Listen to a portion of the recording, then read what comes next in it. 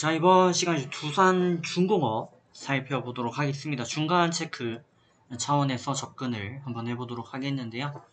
자, 두산중공업 가장 많이 언급드렸던 종목들 중에 하나가 될 겁니다.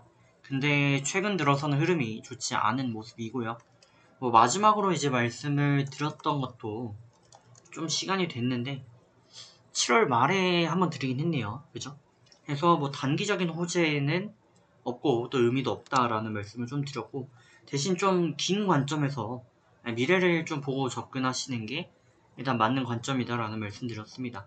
당시 이제 60분봉 기준 62평 돌파 마감이 나와야 단기적 차원에서 접근이 다시 가능하다라는 말씀 드렸는데, 60분봉을 기준으로 62평 라인이 이겁니다. 그죠? 초록색 라인. 이거를 돌파 마감을 해줘야 되는데 돌파 마감을 전혀 하지 못하고 있는 그런 상황이죠. 해서 접근은 이전부터 이제 자제를 좀 드린 것 같고, 현재까지 흐름이 이어지고 있죠. 자, 관련해가지고 다시 한번 장밋빛 전망에 대해서도 한번 말씀드려보고, 또 단기적으로 대응 방법 수정할 부분도 있는지 체크해 보겠습니다. 자, 이슈 먼저 보고 옵니다. 자, 종목명 두산중공업 되겠습니다. 시총 10조 5천억대 기록을 하고 있고요. 매출액이 15조 넘어갑니다.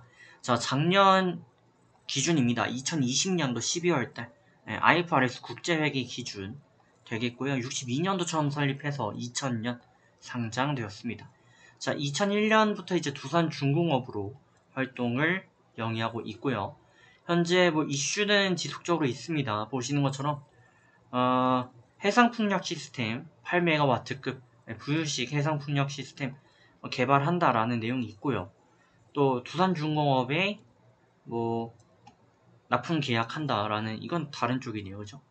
어쨌든 굉장히 좀 많은 이슈들이 있고요. 수주도 지속적으로 이렇게 따오고 있습니다. 하지만 기업 자체가 워낙 크다 보니까 6천억대 규모의 수주 크게 의미 부여를 하지 못하는 그런 모습이죠. 두산중공업 굉장히 강한 이슈가 반영이 됐었고, 특히 원자로, 소형 원자로 관련해가지고 강한 테마를 형성했었습니다.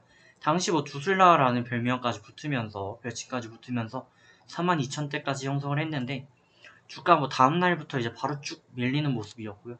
저희 10분봉인가요? 60분봉 대응 이어가던 라인을 이탈하면서 대략 3만원대 매도를 하기도 했습니다. 자, 이 흐름이 이제 원활치 못했고요. 박스권을 좀 그리는 듯 했는데, 박스권조차도 이제 이탈하는 모습이라 단기적으로는 좋지 않습니다. 자, 하지만 장기적으로 지속적으로 말씀드렸던 부분은 두산중공업의 미래는 지금 당장이 아니라 앞으로의 모습이 더 중요하다라는 말씀 드렸는데, 일단 가장 제가 주목하고 있는 부분이 수소 터빈이죠. 예를 들어 전 세계에서 배를 만들 수 있는 기술은 굉장히 많이 가지고 있습니다. 한국, 일본, 중국 다 많이 있죠. 하지만 여기서 전기차를 만들 수 있는 나라? 세 나라 다 만들 수는 있어요. 근데 수소를 만들 수 있는 나라? 한국과 일본 정도 수준인데, 일본은 조선업에서 사실상 손을 뗀 지가 좀 됐죠. 그런 부분을 감안을 한다면 이 선박용 수소 터빈은 한국에서만 거의 생산이 가능하고요. 그리고 이 기술력이 중요한 이유는 배터리 같은 경우는 배의 3분의 1 정도를 차지하게 됩니다. 배가 연비가 굉장히 안 좋은 운송수단 중 하나죠. 그러다 보니까 배의 3분의 1 정도가 배터리로 가득 차지 않는 이상, 또 이걸 충전하는 것도 굉장히 힘들겠죠. 그러지 않는 이상 배가 운영이 불가합니다. 그러다 보니 친환경적으로 지금 많이 떠오르고 있는데, 관련해서 제일 배에 적합한 건 수소 터빈이고요. 관련해서 그냥 수소를 전기분해해가지고 수소를 추출하는 방식으로 사용하면 가장 좋겠죠. 바닷물을 그냥 끓여다가 쓰면 제일 좋겠지만, 이게 현실적으로 가능하지 않은 방안이죠, 당장은. 그러다 보니까 암모니아 수소 터빈 관련 내용들이 나왔고요. 이 부분에서 어느 정도 경쟁력과 또 세계적인 지위를 확보하게 된다면, 대부분의 선박들은 친환경 차원에서 부둣가 이런 데를 가보신 분들은 아시겠지만 굉장히 이 석유 냄새 이런 게 굉장히 심합니다. 배에서 나는 그 냄새가 굉장하죠, 매연이.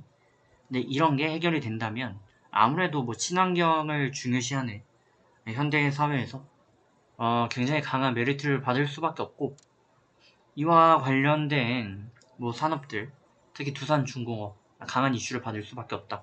그렇게 따진다면 앞으로 기업에 대한 미래 가치가 매출액 대비 뭐 3배, 4배 이런 식으로 평가를 좀 받아야 정상적일 수 있다라는 말씀도 드렸습니다. 하지만 어디까지나 이제 길게 보는 관점이고, 두산중공업이 옳은 방향으로 또 이어가야 되겠죠. 하지만 단기적인 관점에서도 봤을 때는 62평 돌파 마감이 나와줘야 흐름 턴어라운드가 가능하다 말씀드렸고요. 길게 보실 분들은 진짜 긴 관점에서 접근을 이어가시면 되겠습니다. 제가 좀 함축적으로 말씀을 드리려다 보니까 의견 조율이 좀 덜 된 것 같은데요. 뭐 기존에 다 드렸던 말씀들입니다. 하지만 조금 간략히 드리려다 보니까 다소 의미를 전달하는데 다소 좀 부족하지 않았나 싶긴 합니다. 자, 어쨌든 뭐 좋은 결과 만들어 가시길 바라겠고요.